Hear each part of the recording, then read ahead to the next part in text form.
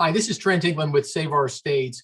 We defend the Electoral College because we believe in the importance of our constitutional republic and the integrity of our elections. I'm here with someone who works full time to defend the integrity of our state and federal elections. Jason Snead is the executive director of the Honest Elections Project, and we're going to talk a little bit about what that means, what Jason's working on. Jason, thanks for being on the podcast. Trent, it's my pleasure. Thanks for having me. Well, tell us, first off, what is the Honest Elections Project? What are you focused on right now? So HEP is a nonprofit, nonpartisan watchdog. We are fighting to preserve every American's right to a fair, secure, accessible, and ultimately honest election. And we do that through public advocacy and public education so that everyone knows what's really going on in the election space. And then we also have a litigation shop too that was involved in several cases before the 2020 election. And then also we just wrapped up a case in Michigan where we were supporting a plaintiff in Michigan. We successfully got the Secretary of State to start cleaning up the voter rolls, beginning with a 177,000 outdated registrations that need to be removed. I know that you talk about the security of the voter rolls. That is just a piece of the concerns that people have with HR 1. A lot of conversation about what's going on in Congress on elections. And I know you're really focused, Jason, on this issue. Why is HR 1 such a concern when it comes to the integrity of elections? Well, one of the big problems with HR 1, and there are many, it's an 800-page bill, but one of the big problems with HR 1 is that it makes the classic mistake that you see all the time when you're talking to folks on the left about voting issues, and it's this. Voting rights are really two rights. You have a right to ballot access, and you also have the right to a fair and secure process. And if you're doing elections well and you're doing them right, you have to balance those two things together. But what often happens, particularly when you're talking to progressive activists, is that they will focus 100% on access. And they will say that if you are not making it easier to vote, then you are engaging in voter suppression. And so much of what you see in terms of the policies in HR 1 are all designed with that in mind. They ignore, or worse, are utterly antagonistic towards basic things like voter identification laws. They try to make it harder to clean up voter rolls so that you have accurate voter rolls and voter registration records. They're trying to impose a whole slew of policies on states, almost none of which actually in any way, shape, or form think about the second half of the voting equation, the integrity of the process. And that's going to, of course, lead to concerns amongst voters about whether the process is truly fair and secure. And then it's also going to create problems when it comes to election administration. When you actually are trying to secure the process, it's going to create all sorts of headaches. And that's just really one of many problems that the bill has. Yeah, I'm always fascinated that people who talk so much about voter turnout seem to forget sometimes that voters will not turn out and vote in elections that they don't trust. I mean, do you think that's an issue? And I know you've done some polling. I mean, where are voters on some of these issues that have to do with the integrity of the ballot? Well, that is absolutely an issue. And I'm really glad that you brought this up, because whenever we are having these debates about voting issues, it inevitably becomes, the argument about driving up voter participation by making it easier to vote. The underlying assumption there is people aren't voting because it's too hard or because there are barriers. Well, what you actually see when you look at surveys of people who don't participate is something entirely different, right? So there was a survey that was put out in 2019 by a group called the Knight Foundation. They actually surveyed, I believe, 12,000 people who are perpetual non-voters, people who just don't participate in the political process. And overwhelmingly, they think voting is easy. They just don't do it because they have concerns about the process. They think their vote doesn't matter. They think the process is rigged. This is some of the stuff they actually said. They don't like the politicians that are running. They don't like the political discourse, or they just don't want to spend the time to learn about the issues. So they figure, why bother voting? So if you're talking about, we need to drive up voter participation by making voting easier. There's two fundamental problems there. One is that's not why people are not voting. And the other is if you take away safeguards, if you call them barriers and then eliminate them, what you're leaving exposed is the process itself. And that's only going to turn people off. And I think, ironically enough, push more people into that camp that doesn't want to participate in the process. So we could actually be counterproductive to the ostensible mission of driving up voter participation. So I think that is absolutely imperative that we be talking about this. It has to be accessible and it has to be secure. We say easy to vote and hard to cheat, and then you'll get people to participate. Yeah, that makes sense to me. Back to HR1 in Congress, is it constitutional? Because Congress doesn't have that much power to directly tell states and local governments what to do about elections, right? So talk about that. I mean, is this the Honest Elections Project has a litigation arm? You mentioned that. I mean, is this something that may be litigated if if Congress tries to do some of the things that are in HR1? Oh, I don't think it's a question of if. I think it's a question of how soon it will be litigated afterwards. Look, you're right. The Constitution has actually several clauses that deal with the administration of elections. So there is the elections clause and there is the electors clause. And without getting too far into the constitutional minutia, the elections clause generally governs elections to Congress, and the electors clause for the selection of presidential electors through the Electoral College. The elections clause says that states set the time, place, and manner regulations of elections. So they actually do the how and the what of elections. And Congress can come in and can make or alter those regulations.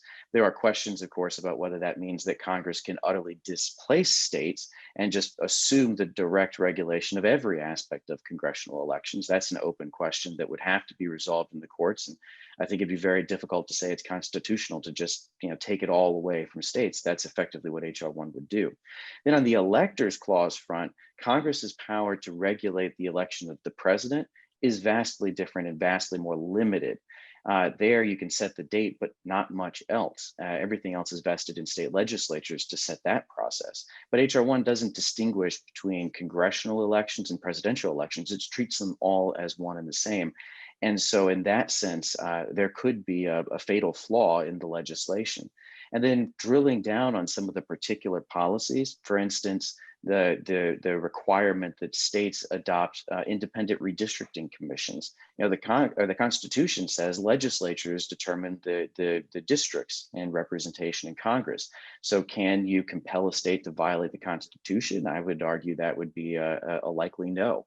The 14th Amendment allows states to determine whether felons lose their right to vote and how they can gain it back. HR1 requires that voting rights be restored the second that you walk out of prison, even if you haven't completed your full sentence. That again runs in, I think, directly into some constitutional problems. So there are some severe infirmities, and I think it will be challenged, and then we'd have to see how the court cases play out. Jason, you mentioned the Electoral College. Obviously, that's what we do at Save Our States. How do you see the issue of the Electoral College being, sort of connected to this push in Congress to have more federal power over elections? So the Electoral College is, in my view, a fundamental piece of our election system, and it does so many wonderful things towards helping to build a truly inclusive representative government. It balances the interests of states and of regions. It prevents our system from becoming simply one where large urban jurisdictions in a couple of major cities really determine who is president. Always make sure that you've got that sort of balance built in. It gives voice to people who would otherwise not be major players and would be reduced to just flyover status. I'm from Ohio. We were flyover country. You wouldn't have as much of a say, and that would, I think, have some serious consequences. But look, I mean, in 2016, the conversation was very much about, how do we change the Electoral College process? Because the perception on the left was that prevented us from having Hillary Clinton in the White House, right? Now, that's not the central issue. Now, the left is animated about what they call restrictive voting practices. So things like asking for a photo ID, which incidentally is popular with 3/4 of voters. So now you're seeing the focus on HR1, again, trying to change the process that they perceive as preventing them from having overwhelming control in Congress. So I think that this is all kind of tied into that basic back end calculus of whatever the rule is that we think is preventing us from accomplishing a particular victory. That's going to be what we talk about trying to change. It's changing process to change results. And I think that the end result of both of these types of conversations is a sense among voters that they won't be able to trust that the process is truly fair. And that's going to get back to what we were talking about earlier, I think, drive down confidence and participation.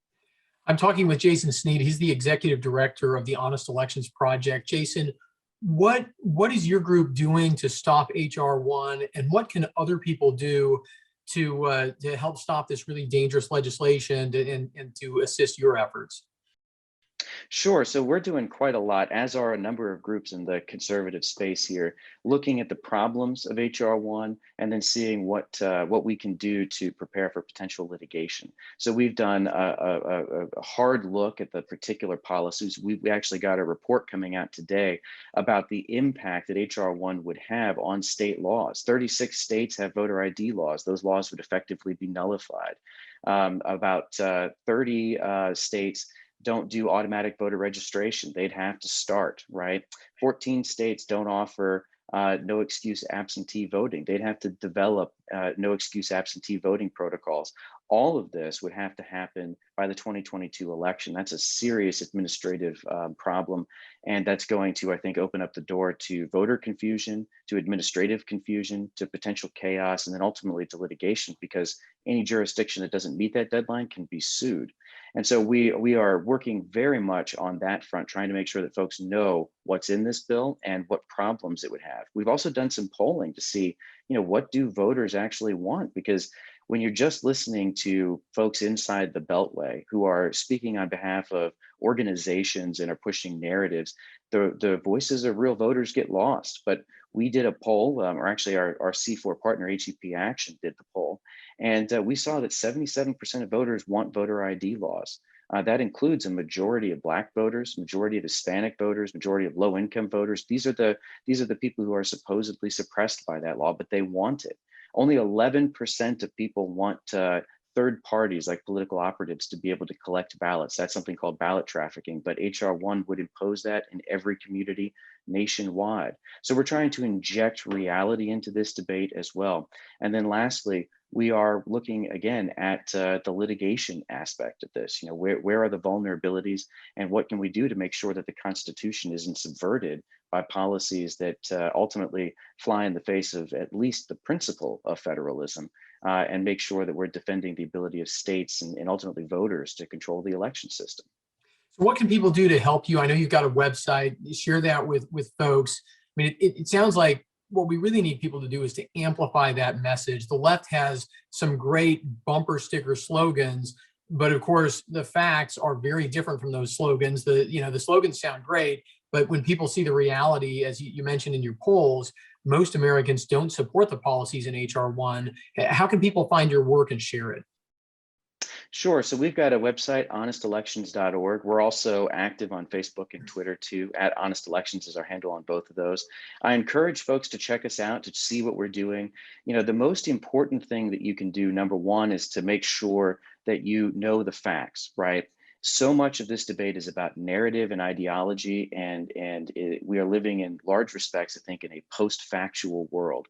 So make sure that you know what the facts are, and that includes what's going on at the state level too. And then, Trent, to your point, the second most important thing here is to then amplify messages that actually show what's really going on, what's at stake, and why we should be focusing on enhancing safeguards for our process, building voter confidence, and ultimately delivering an election system that works and works well for all voters, not trying to ideologically overhaul all of our elections nationwide and impose these loose voting practices that risk truly the fundamental legitimacy of the election process itself. So educate yourselves and then engage in that conversation and amplify what groups like mine and Save Our States are doing to make sure that we actually have a system that works.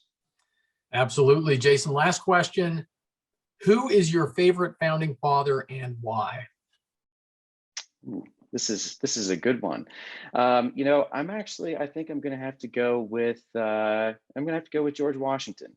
In terms of, I know he didn't write the Constitution, but so much of what he did and what he stood for is in the DNA of the country, right? The idea of a two-term limit on the president, the idea of handing power peaceably from one to the next. It's I think part of the reason that our democracy, our republic, has survived is because he, at the moment of potential absolute power, decided that he was actually going to be true to what the nation's revolution had been about. And I think that we all owe that man a debt of gratitude that will last as long as the country. Can't disagree with that. Jason Snead, Executive Director of the Honest Elections Project. Thanks so much for joining me. I'm Trent England with the Save Our States project with Save Our States. We defend the Electoral College, and we're glad to have you here with us. Thanks for watching.